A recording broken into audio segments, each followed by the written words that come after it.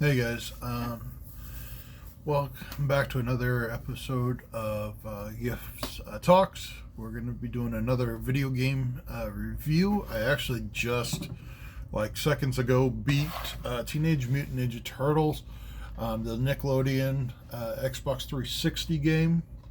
Um, and while I love Ninja Turtles and everything, pretty much everything Ninja Turtles and the video games and all that, I had a lot of problems with this game.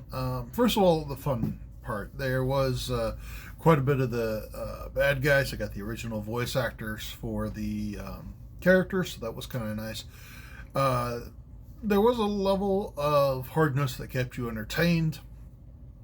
Um, and the diversity of the villains was rather fun. Some of the levels were rather enjoyable.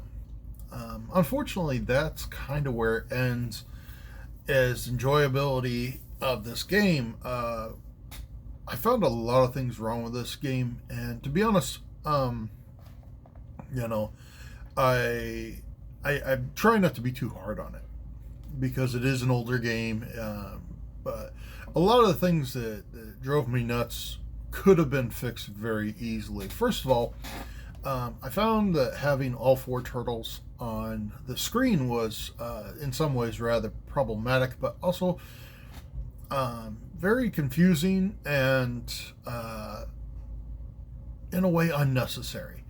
If you had just been able to pick one turtle, had them fight, um, go through the level, it would have been a lot better. The extra three NPCs does not actually add to it. In fact, in many ways, it stops you from, getting around, moving. I can't remember how many times I would. There's a what I call a Terminator move where the Krang or the Foot Clan or whatnot will actually turn red, and then they will do this special move. Well, when you see them turn red, you know to move. Well, some of the NPC players would actually hold me in place and let the Krang hit me with that special move, which does knock you out and take a pretty good chunk of your life. That one I did find kind of frustrating. Also, as far as NPC players, they were dumber than dirt. You'd be taking on all the villains from the area, and yeah, one of them may you or pick them up and throw them, but that was it. You could be fighting, the whole group of bad guys by yourself, and everybody else would be, Leo would be off picking daisies, Mikey would have been just picking his nose, and Raph would have been reading a comic for all it was worth. Obviously, I played as Donatello as much as possible. There was the last level you did have to switch from turtle to turtle, and funny enough, I ended up ending with Mikey, which not my favorite, but okay. Um, so yeah, they didn't help out. There wasn't a lot of battle. They hindered you from moving where you wanted to. One of the things that I did like is they did not hinder you from getting the food in some cases, because they would have a cup of noodles, they would have pizza, they would have rice, green rice, whatever it was, drop down, and that would replenish your health. You would sit there and you would run over it and it'd heal you. They didn't try to steal those. I mean, there was a few times where if you led them over to that area, one of them might walk on it and get healed, and that's absolutely fine. The other thing that I found, so yeah, I'll go back. So yeah, the NPC players were a little bit unnecessary. I think if you just had that one turtle on the level, it would have been fine. You wouldn't have been overwhelmed. I did find some of the characters annoying, but some of the villains annoying, like the little Krangs and the spaceships and the shuttles or whatnot. That they were annoying because they were very hard to hit. But for the most part, it was a very it was a very easy game. I think I beat this in like less than 6 hours, 3 hours each night. And it was, like I said, graphic wise, comic or video game, to TV show wise, it was a lot of fun. But like I said, there was a lot of things that I didn't like. One of the things that just absolutely annoyed me, I mean, when I first heard it, I thought it was funny as some of the one-liners that they do. And one of them was Crane Nabbit. If you hit a Krang, he'd go, oh, Crane Nabbit, And, or if you hit a Krang, he'd go, the damage you have just dealt to me is what you would call a scratch. And those were decently funny.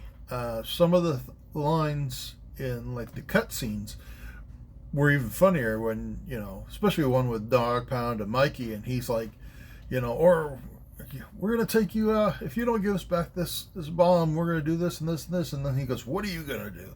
And he goes, all right, no chew toys, no biscuits, no walkies, bad dog, bad dog. And Dog Pound actually reacts to it like a whimpering dog. So, yeah, kind of funny. And I went, I wrote some of them down because I was like, I'm not going to hear these again. I'm going to forget them when it comes for review time. I didn't. There's like 10 sayings that each, characters do. The Foot Clan don't speak at all, except for like Cry and Shredder. The mutants, they do speak quite a bit. I know Baxter Stockman. I mean, one of the stupidest things ever is like you say Baxter Stockman's real name because like the whole time in the beginning they're making fun of him. They're calling him Joe Schmo or whatnot, and making fun of his name. And then eventually they just call him Baxter Stockman, and he betrays Shredder because they call him by his name.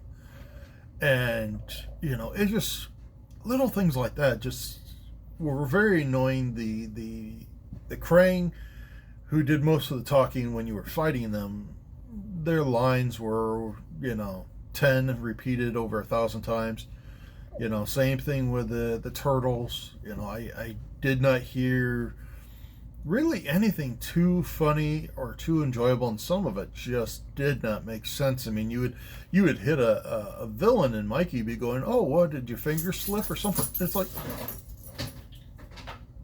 my dog just attacked the cat.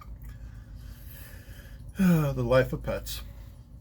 But yeah, some of them didn't make sense, and I found that kind of annoying too. I mean, I know how good Ninja Turtles can be. Most of the cartoons, very, very good. I think there's only ever been one that I really hated, and that was the Generations one where they made the original Turtles so dumb, and I really hated that. But anyway, I regress. So yeah, you have stuff like that made this game kind of boring, kind of stupid, kind of, I won't say unplayable, but definitely will, if I go to reach for this and I remember what I just went through, I probably won't pick it up. I'll move on to something else. I'll try the other Turtle game that I have. But I know there was more I was going to say. The trees, I would actually, I got through Donatello's tree just fine. His power tree, you can actually, you pick up these little balls of light as you go up, play along, and yeah, they power them up, and there's some cool stuff in it. But to be honest, I honestly think you could get past it without doing any of that, just saving up, and it wouldn't make a difference. But it did come up there. I think at the end there was like some cuts when you did your special move and it was all the way charged. It would go to this cut scene where he spins his bow staff and then he smacks it down, and all of a sudden you see 10 foot soldiers laying on their back, dying. And that was kind of cool. One of the things I will say, I go back to saying things that were kind of annoying, things that were kind of fun, is you could actually, once you've beaten up an enemy enough, you could actually pick them up and throw them somewhere.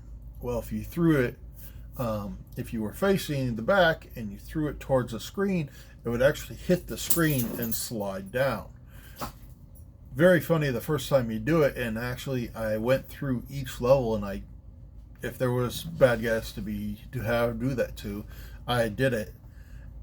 No achievement for that, by the way, so don't bother. But in some ways, that actually kind of obstructed the view. Sometimes you find yourself, getting hit, and you don't realize it because you're focused on the sliding, foot soldier or the Krang or whatever. So, kind of hit and miss. Yes, it's funny.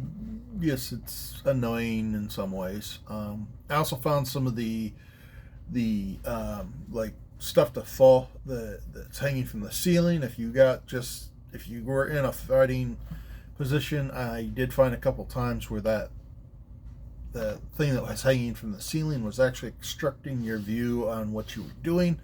That was a little frustrating, and probably one of the ones that would go back to the whole thing of only having one turtle on screen, or if you're playing with multiple people, having those multiple turtles have it pulled back, is I actually, from the distance of the screen to the characters, sometimes you couldn't tell who your character was. So yeah, I'd be, obviously Donatello, but I'd be over in a corner beating up air, and because there was so many bad guys, so many, villains, I'd find myself thinking I was doing decent because of, one of the other NPC players that was running around trying to take it out. And I was like, why am I not controlling this guy? And of course, my character's over hitting air, and I think it's Mikey.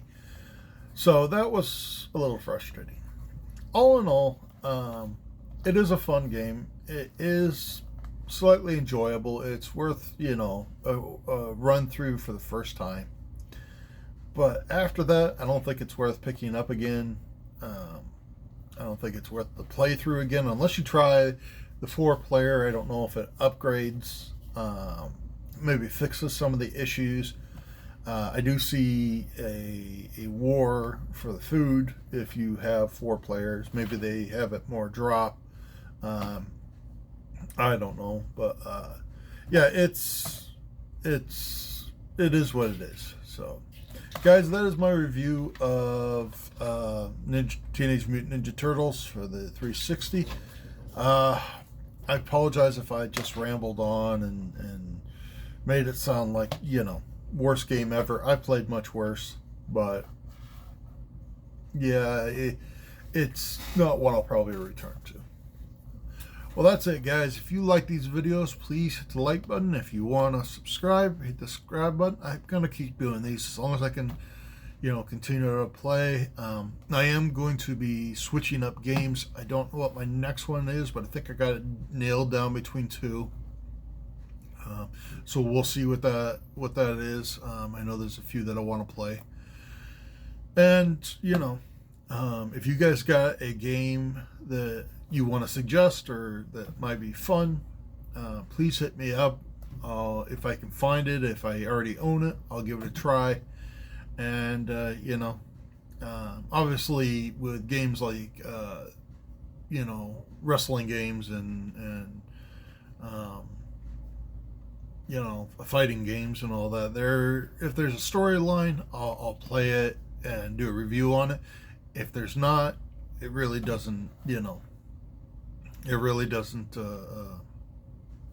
I guess, do anything. I guess I could if I wanted to, but without a storyline, it's kind of hard to go, base the gauge,